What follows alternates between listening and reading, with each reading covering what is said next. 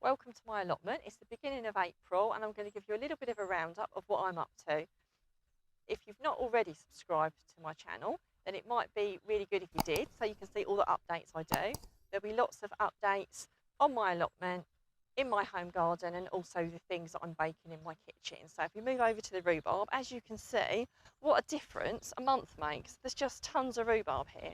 So the way you pull rhubarb is you go down to the bottom of the stem and you just really pull it gently, and sometimes two come off in one go. This is by far the best rhubarb you can get, the really early stuff, because it's pinker, so it's really tasty. So you literally take your hand down to the base of the stem and then just pull it. So really simple. So I'll be making a crumble with this, one of my favourite things. As we move down, you can see that the trees are starting to sprout their leaves. So that's my pear tree. I've got an apple tree over there. Even the raspberries are all starting to sprout now. So over the last few weeks, such a lot has happened. My cherry tree, I've got more raspberries. I've got my blackberries. I've got an apple tree over there. My gooseberries, again, lots of little buds and leaves on there. And my black currants just over there, again, all starting to sprout leaves. So it's a really fantastic time of year. As we move swiftly down, I've got quite a lot covered at the moment because obviously the weeds will grow quicker than I can dig them out, so I cover my ground. So as we move down, I've got my onion sets in. So these have probably been in about a week and a half. These are my white onions called stir-ons. So a variety that I've grown for many years, recommended to me by my father.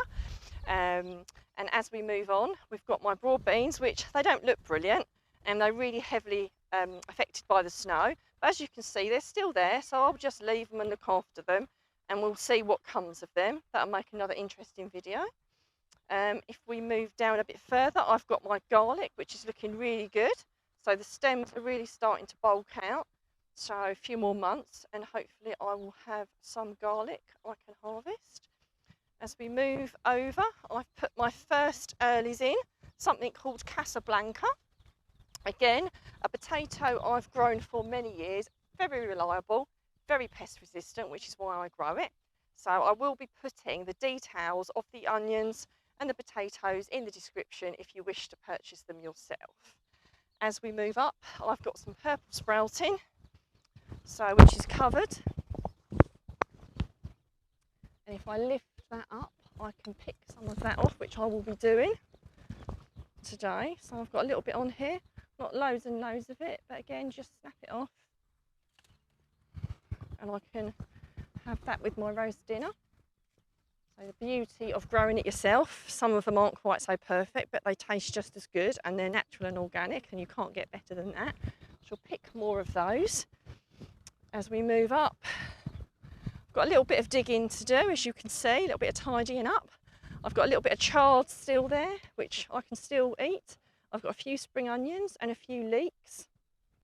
So I've got some leeks that I'm going to dig. These aren't my main crop leeks. This is some I put in a little bit later, so they're not as big as the other ones. But indeed, the supermarkets do sell the smaller ones, so it's still perfectly good eating. So I just loosen them with a fork, give them a little bit of a bash. And that's not too shoddy, is it really? So I shall be digging a few more of these to have with my lunch. And if we move up, we can take a look at some of the other bits that I've got on the allotment and can give you an update on those. So, as I said, my black currants are coming on really well. As we move swiftly round, I've got some globe artichokes, which are looking absolutely fabulous. Obviously, it's going to be a while before the artichoke hearts come up, but looking really good there and also over there. So I really hope that this tour has been helpful to you and it's inspired you to get growing.